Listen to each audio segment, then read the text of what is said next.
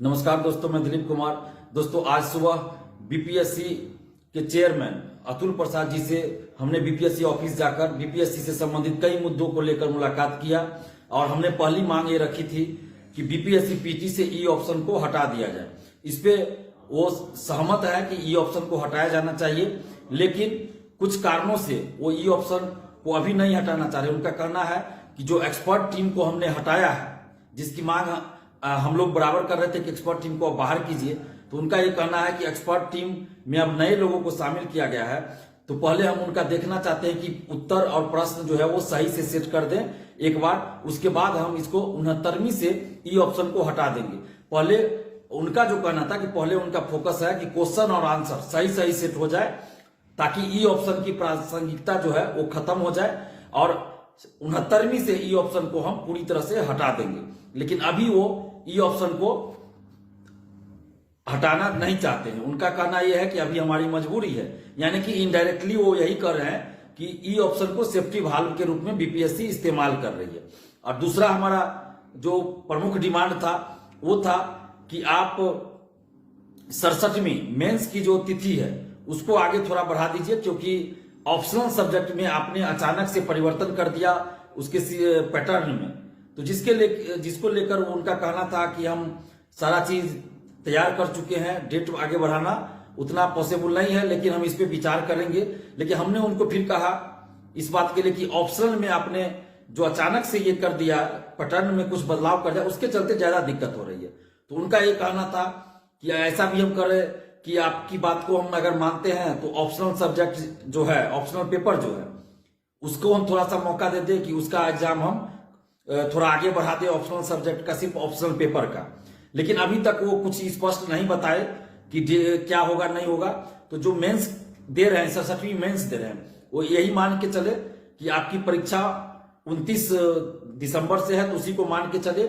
लेकिन हमने ये मांग रखा है कि अगर आप डेट आगे नहीं ज्यादा बढ़ा सकते तो कम से कम ऑप्शनल जो पेपर है उसको आप बाद में कर दीजिए। 5 दिन 7 दिन 1 सप्ताह का कम से कम आप ऑप्शनल सब्जेक्ट के लिए मौका दे दीजिए। ऑप्शनल सब्जेक्ट के लिए आप 1 सप्ताह का मौका दीजिए, क्योंकि आपने अचानक से बदलाव किया। तो मुझे पूरी उम्मीद है कि ऑप्शनल सब्जेक्ट जो है, ऑप्शनल पेपर जो आपका है, उसकी परीक्षा कम से कम 1 सप्ताह बाद लिया जाए, ऐसी मुझे उम्मीद है। मैंने बीपीएससी के चेयरमैन साहब को इन बातों से अवगत कराया है कि अचानक जो आपने ये पैटर्न में परिवर्तन किया, उसके चलते परेशानी हो रही है और एग्जाम से आपने 18 दिन पहले किया है। तो मुझे लगता है कि ऑप्शनल जो पेपर है उसकी परीक्षा कम से कम 7 दिन 6 दिन बाद लिया जाएगा, मुझे जैसा लगता है। मैंने ये रिक्वेस्ट किया है अध्यक्ष साहब जो है, चेयरमैन साहब अतुल प्रसाद जी, उनसे। तो मुझे उम्मीद है, उनका जो बॉडी लैंग्वेज से मुझे लगा कि वो इस बात को सिर्फ हो सकता है स्वीकार कर ले। हालांकि हमने ये मांग किया कि आप पूरी परीक्षा को ही 10 जनवरी के बाद कर दीजिए, कि 10 जनवरी के बाद पूरी परीक्षा लीजिए, मेंस परीक्षा, लेकिन उस पर वो सहमत नहीं हो रहे थे। तो फिर हमने एक दूसरा ये चीज कहा कि आप ऑप्शनल पेपर जो है, ऑप्शनल को ही बाद में कर दीजिए, कुछ मौका दे दीजिए, क्योंकि आपने अचानक से परिवर्तन किया है। तो हो सकता है कि वो इस पे बात मान जाए, सहमत हो जाए, और ऑप्शनल जो सब्जेक्ट आपका है, ऑप्शनल पेपर है, उसकी परीक्षा 5-7 दिन बाद ली जाए। तो इतना हो सकता है कि हो जाए। इसके अलावा हमने ये भी बात रखी है कि मेंस पेपर में जो मेंस जो होता है, उसकी जो कॉपी चेक होती है, उसमें कई अभ्यर्थियों का ऐसा देखने को आया है कि मार्क्स जो है 5 नंबर 6 नंबर, किसी का 10 नंबर कम कर दिया जाता है, बाद में काट लिया जाता है, किसी का बढ़ा दिया जाता है, जिसका पैरवी पैगाम रहता है उसका बढ़ा दिया जाता है।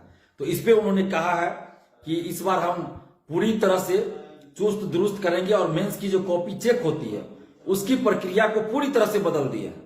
और इस प्रक्रिया को बदलने से फायदा यह होगा कि अब उस तरह की बात नहीं होगी, मार्क्स कम या ज्यादा बाद में कोई नहीं कर पाएगा, और मेंस की कॉपी की स्कैनिंग पहले ही कर ली जाएगी। जैसे मेंस परीक्षा समाप्त होगी तुरंत उसका स्कैनिंग कर लिया जाएगा, जो कि एक कॉपी सुरक्षित आयोग के पास रहेगा, जिसमें कि बाद में कोई हेरफेर नहीं कर पाएगा। और कॉपी जो चेकिंग होगी उसकी भी पूरी प्रक्रिया बदल दी गई है। अब उस प्रक्रिया में क्या बदलाव आया है वो उन्होंने मुझे बताया, लेकिन इस चीज को हम सार्वजनिक नहीं करना चाहते हैं, क्योंकि वो छात्रहित में है। अगर उस चीज को हम सार्वजनिक कर देंगे तो जो लोग चोर बैठा हुआ है बीपीएससी ऑफिस के अंदर, जो शिक्षा माफिया है, वो लोग फिर उस का काट ढूंढ लेंगे, उसकी काट ढूंढ लेंगे और कोई नया तरीका ढूंढ लेंगे कि कैसे हम मेंस में सेटिंग कराएं।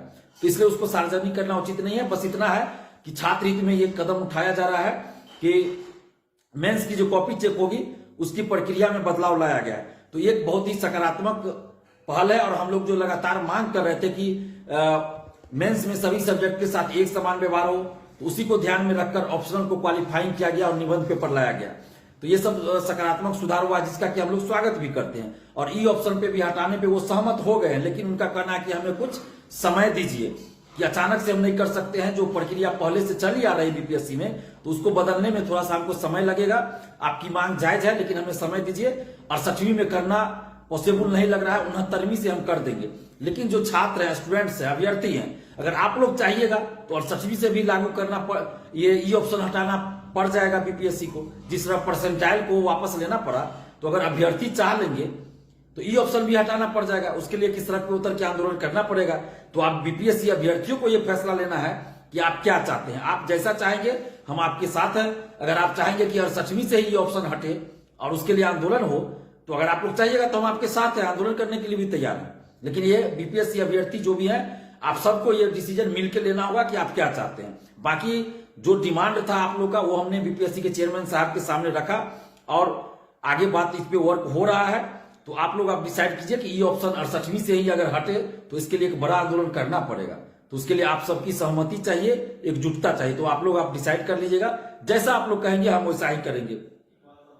इसके अलावे जो हमारी डिमांड थी कि इंटरव्यू का वीडियो रिकॉर्डिंग होना चाहिए, इस पे उनका कहना था कि हम भी चाहते हैं, लेकिन हमारे टीम के जो लोग हैं और भी लोग हैं उनसे हम बात कर रहे हैं। अगर सभी लोग सहमत हो जाएंगे, जिन जिन लोगों को इंटरव्यू बोर्ड में लाया जाता है, बुलाया जाता है, उनसे भी बात कर रहे हैं। अगर सभी लोग सहमत हो जाए, हमारे पास संसाधन हो जाए, जैसे IT सेल वैसा अभी नहीं है जो सबका वीडियो रिकॉर्डिंग करके उसको रख सके सेव करके, तो वैसा IT सेल अभी नहीं है। तो वो सब डेवलप हो जाएगा तो हम इस चीज पे भी लागू, इस चीज को भी करेंगे। लेकिन अभी नहीं कर सकते हैं, अभी सब लोगों से राय विमर्श कर रहे हैं।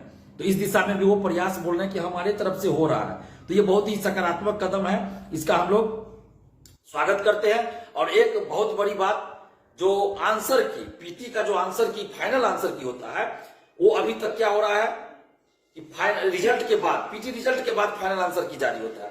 और उसमें क्या होता है, गलत उत्तर भी कुछ क्वेश्चन का दे दिया गया, उसी के आधार पे कॉपी चेक हो गया, उसी के आधार पे रिजल्ट दे दिया जाता है। और उसके बाद क्या होता है, रिजल्ट के बाद फिर जो लोग गलत आंसर देने के बाद सिलेक्ट हो गए हैं उनको बाहर करने में परेशानी है। बाहर आज तक नहीं हुआ कि उनको बाहर किया जाए। तो इसलिए हम लोगों ने मांग रखी थी, आज भी हमने ये मांग को रखा कि आप ऐसा कीजिए, जो फाइनल आंसर की आप जारी करते हैं ना, वो रिजल्ट से पहले ही फाइनल आंसर की जारी कर दीजिए। अगर उस पर भी आपत्ति होगा तो हम लोग आपत्ति दर्ज करेंगे, सोर्स बताएंगे, और उसके बाद आप फाइनल आंसर की जारी करने के बाद आप रिजल्ट प्रकाशित कीजिए। तो इस पे भी वो सहमत हुए हैं और उन्होंने कहा है कि अब 68वीं पीटी से ही प्रोविजनल आंसर की जैसे जारी होगा उस पर आपत्ति मंगाई जाएगी, उसके बाद फाइनल आंसर की जारी होगा। अगर उस पर भी आपत्ति होगी तो सोर्स लेकर आप लोग आ सकते हैं, हमारे एक्सपर्ट टीम रहेंगे, उसके साथ आप लोग डिबेट कीजिएगा। और उसके बाद जो आंसर फिर तय होगा फाइनल, उसके बाद फाइनल आंसर के बाद फिर फाइनल आंसर जो तय होगा उसके आधार पर फिर पीटी का रिजल्ट घोषित किया जाएगा। तो उसके बाद क्या होगा कि ये जो विवाद हो रहा है कि 9 प्रश्न का उत्तर गलत दे दिया गया, गलत उत्तर देने वाले का भी सिलेक्शन हो गया और सही उत्तर वाले बाहर हो गए, तो ये चीज आगे से नहीं होगा। तो एक बहुत बड़ी ये छात्र आंदोलन की जीत है, क्योंकि लगातार हम लोग इस चीज की मांग कर रहे थे, आज भी हम इस चीज की मांग की है। तो छात्र आंदोलन की ये जीत है। इसके लिए हम धन्यवाद भी देते हैं अतुल प्रसाद जी को कि आप छात्रों के हित में ऐसा कदम उठाने जा रहे हैं। जो हम लोग की डिमांड है उसको आप लगातार बारी बारी से पूरा कर रहे हैं। तो इन सब चीजों के लिए हम धन्यवाद देते हैं अतुल प्रसाद जी को। और सबसे ज्यादा विरोध हमने अतुल प्रसाद जी का हम ही ने किया। परसेंटाइल जब लाया गया तो सबसे ज्यादा विरोध अतुल प्रसाद जी का मैंने ही किया था।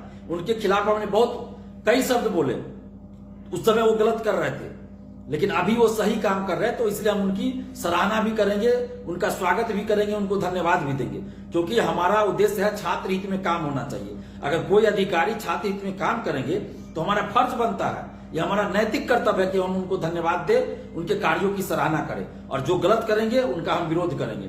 तो हमने ये भी डिमांड रखा कि 3 साल से ज्यादा से जो भी कर्मचारी अधिकारी है उनको भी बाहर करने के लिए आप मुख्यमंत्री जी को लेटर लिखिए, सिफारिश कीजिए उनसे कि ये सब कदम उठाया जाए। तो इस पे भी उन्होंने कहा कि हम इस दिशा में भी काम करेंगे, लेकिन ये हमारे अधिकार क्षेत्र में नहीं है। तो सरकार को इस पे कदम उठाना चाहिए, लेकिन सरकार चुप्पी साधे हुई है। इसके अलावा हमने पीटी रिजल्ट पे भी बात किया कि पीटी का रिजल्ट अपीयरेंस का पहले 10% दिया जाता था, उसी को लागू होना चाहिए फिर से, या फिर सीट का 20 गुना 25 गुना दिया जाना चाहिए, या फिर कोई संख्या तय होनी चाहिए। जैसे 281 सीट ही है तो इसमें 3000 ही रिजल्ट दीजिएगा, तो फिर बहुत सारे अभ्यर्थियों को मेंस लिखने का मौका ही नहीं मिलेगा। तो इसलिए एक संख्या 15,000 या 20,000 ये तय होना चाहिए कि या तो सीट का 10 गुना या 20 गुना, या फिर सीट अगर कम है तो कम से कम 15,000 20,000 रिजल्ट पीटी का दिया जाए। तो इस पे भी उन्होंने कहा कि सरकार के पास हम इस तरह का सिफारिश भेजेंगे, लेकिन इसमें सरकार ही जब चाहेगी तभी हम लागू कर सकते हैं। तो इन सभी बातों पे हम लोगों ने जो है बात किया। इसके अलावा 67वीं में जो आंसर गलत दिया गया 9 प्रश्न का, उस पर भी हमने बात किया। तो उनका सीधा कहना था कि एक्सपर्ट जो टीम था वो पहले से बना हुआ था और उसने जो आंसर दिया उसको मानने के लिए हम मजबूर है, इसमें हम कुछ नहीं कर सकते थे। और आप ही लोग के कहने पे हमने पहले वाले एक्सपर्ट टीम को हटा दिया है। तो आगे से इस तरह की गलती नहीं होगी। अगर इस तरह की गलती होगी तो फिर उस पर कार्रवाई भी होगी। लेकिन 67वीं का जो मामला था वो पहले के जो एक्सपर्ट टीम बने हुए थे उनके निर्णय के आधार पर हुआ, उसमें हम कुछ नहीं कर सकते थे। तो उन्होंने अपने हाथ खड़े कर दिए, मतलब कि हम मजबूर हैं, तो अब इसमें कुछ कर नहीं सकते। हम लोग भी 3 बार आंदोलन किए, मुख्यमंत्री जी ने भी चुप्पी साध लिया, तो अब हम लोग तो आंदोलन ही कर सकते हैं ना, लोकतांत्रिक ढंग से आवाज उठा सकते हैं। और आज देखिए पटना हाईकोर्ट में भी केस चल रहा था, उसको भी डिसमिस कर दिया गया, बड़े दुख की बात है। तो मुख्यमंत्री जी ने भी चुप्पी साध लिया। तो बाकी जो सुधार की बात है उस पर चेयरमैन साहब ने कहा कि हम धीरे धीरे सब सुधार को लागू करेंगे। जो जो मांग आप रख रहे हैं लगातार मीडिया के माध्यम से भी, उन सभी चीजों को हम धीरे धीरे लागू करेंगे, हमें थोड़ा समय दीजिए। तो इन सब चीजों पे हमने बात किया, आपको बता भी दिया। और ई ऑप्शन का जहां तक बात है तो आप लोग जैसा चाहिए, जो बीपीएससी अभ्यर्थी है, अगर आप लोग चाहिएगा कि 68वीं से ही हटे तो उसके लिए आंदोलन करना पड़ेगा और बड़ा आंदोलन करना पड़ेगा, जिस तरह परसेंटाइल में किए थे, परसेंटाइल हटाने के लिए। तो ये आप लोग को अब डिसाइड करना है कि क्या करना है। अगर आप लोग कहेंगे तो हम आपके लिए लड़ने के लिए तैयार है, आप लोग जैसा कीजिए, डिसीजन लीजिए। अभी बीएसएससी सीजीएल 3 का एग्जाम है, तो वो एग्जाम दीजिए आप सभी लोग। आप सभी को बीएसएससी सीजीएल 3 की परीक्षा के लिए हार्दिक शुभकामनाएं। पहले आप एग्जाम दीजिए अच्छे से, पूरी सकारात्मक सोच के साथ एग्जाम दीजिए। जहां भी कुछ गड़बड़ी लगे तो जरूर हमें इन्फॉर्म कीजिए, पुलिस को इन्फॉर्म कीजिए। बाकी आप लोग पूरी सकारात्मक सोच के साथ सीजीएल 3 की परीक्षा दीजिए। उसके बाद परीक्षा देने के बाद आप सोचिएगा कि ये ऑप्शन अभी हटना चाहिए, तो उसके लिए आंदोलन करना पड़ेगा। तो आप लोग बताइएगा, जैसा आप लोग कहेंगे हम वैसा करने के लिए तैयार है। धन्यवाद, जय हिंद।